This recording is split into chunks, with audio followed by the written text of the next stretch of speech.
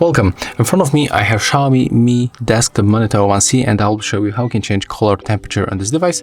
So at the first, let's move our power key on the left.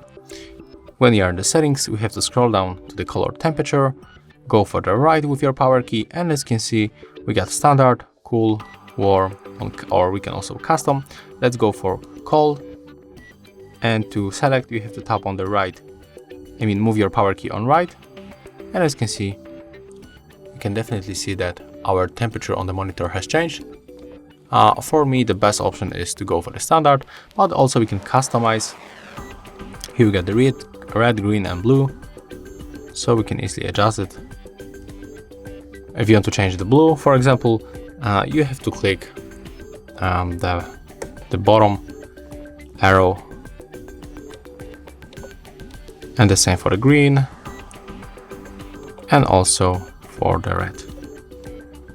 So we are changing the values by clicking and holding the up or down arrows. Of course, I'm talking about power key.